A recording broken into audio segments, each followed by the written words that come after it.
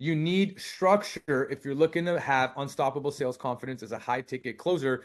That way, you know exactly how your day's planned. You have the same routine.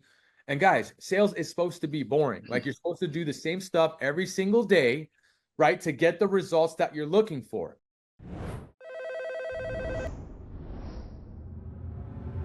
How do you get to a spot where you have unstoppable sales confidence, right? So let's start from the beginning. Let's start from scratch. Maybe you're new to sales, or maybe you're in sales and you're potentially in a funk, right? There's a lot of stuff that you can do to work on getting to that next level, right? Getting unstoppable sales confidence. And the number one thing that it starts with, guys, is consistency, right? Is discipline, is getting your mindset, your skill sets, and your habits corrected and in alignment with the person that you're looking to become. So if you're on this call right now, the most important thing you have to understand for yourself is who you are and why you are doing what you are doing, right? What's the reason why you want to be in sales? You are in sales. What is that why? And ultimately understanding yourself, right? And your goals. And once you know yourself and your goals, you want to make sure that your actions and your habits are aligned with the person that you're looking to become. So it's very easy to fall out of alignment and lose confidence, right? The reason that anyone on this call like is going to lose confidence in what they're doing is by not being in alignment with the person they're looking to become, not doing the necessary steps and actions that it takes and is required to get to where you want to go. And so it's really important to understand what you're doing and why you're doing it. And once you have clarity around that and what some of those goals are, right, then we can reverse engineer exactly how to help you get there.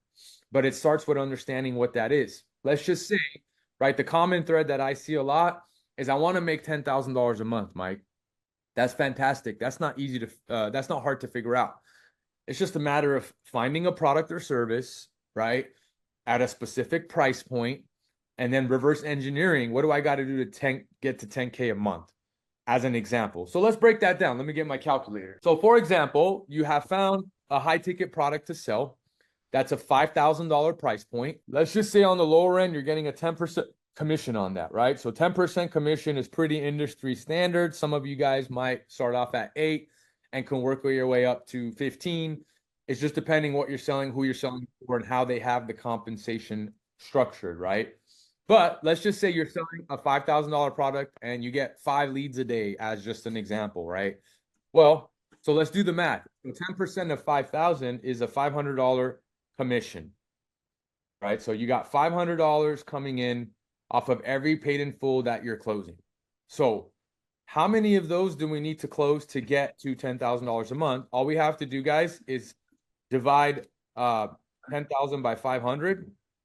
And that's going to equate to 20 deals a month. Guys, so if you only work 20 days of the month and got 1 deal a day and you had 10 days off, which in typically if you just take a Saturday, Sunday off, like that's only 8 days off, right? So you get to have 10 days off. And if you just close 1 deal a day out of the 5 calls that you receive at a 20% closing ratio, well, hey, that's already the path to $10,000. Reverse engineer what you're looking for and how to get there. Is it realistic with the offer that I'm on? And if it is, great. Like now you know how to backtrack that, reverse it, and then get to where you want to go. Now, going back into confidence, right? Now that you know that and that you can find an offer that helps you do that, right? Well, what are some of the necessary habits that you need to have in order to maintain that level of confidence, right? Number one is just showing up no matter how you feel. That's the most important skill set, guys, in my opinion, in this space, is it's all mindset. So if you could just show up no matter how you feel and position yourself that way and build that muscle and develop yourself to understand, doesn't matter what's going on in my life, I'm going to show up for myself and I'm going to get it done. You start operating at a different frequency, at a different level of mindset that like, hey, no matter what happens, I'm going to get this done. Now, is that going to happen for everybody overnight? If I'm being honest, no, it didn't happen for me overnight. It took me about a couple months to really get dialed in and get to that spot where that muscle was like now developed. And now that it was developed, I was like, I know I'm going to show up for myself. I know that if I say I'm going to do something, I'm going to do that thing. I'm not just going to talk about it and not be about it, right? I'm going to walk the walk. I'm not just going to talk the talk. And so that's a really important piece that you need if you want to maintain unstoppable sales confidence, is having that level of belief in yourself that you're going to show up no matter how you feel. The number one thing you need in high ticket sales, other than that, guys, right, is operating with a structured day, a structured calendar, right? I use Google Calendar, right? If it ain't in my calendar, it don't exist, is how I operate my life. Everything that I do is on my calendar, including personal stuff, right? Outside of work, it's still on my calendar. I have a birthday party this Saturday. I have a wedding next Saturday. I have a this thing. I have a that thing. It's all in the calendar. I'm very structured. You need structure if you're looking to have unstoppable sales confidence as a high ticket closer. That way, you know exactly how your day's planned. You have the same routine. And guys, sales is supposed to be boring. Like, you're supposed to do the same stuff every single day, right, to get the results that you're looking for. I'm just going to give you my structure of my day. You do with it what you want.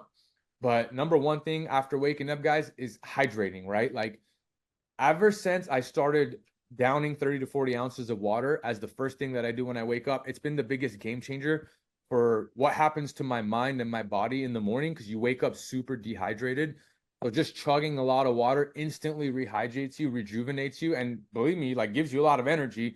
You don't even need to go to coffee as the first thing, right? I typically don't drink coffee for about an hour after I wake up, which is what you sort of want to do. And so initially, like, drinking that water was initially like really difficult because your body's like not used to it. You feel some type of way, but I promise you, if you stick it through that first week or two, it's going to be a game changer for your mind, for your day, and how you start it. And then after that, guys, the thing I do is go out on a walk, right? You got to go out on a walk. At least I do. You don't have to. You could do an exercise, you can do something, you can work out in the gym, you can do yoga, you can do meditation. It's you should do something, even if it's not for a long time, even if it's not your full workout.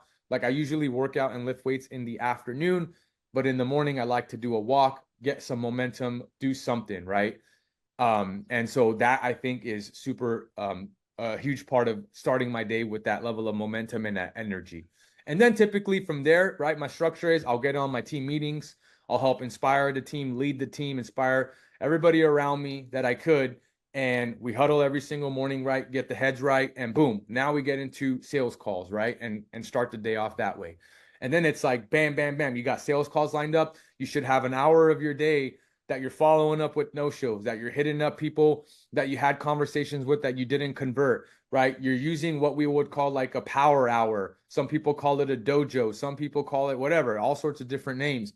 Have that hour to know, like, dude, I'm not taking sales calls at this hour. I'm focusing on following up. I'm focusing on contacting people that no-showed me, getting them back on the calendar, right? I'm doing whatever it takes that I need to generate and get to my goal.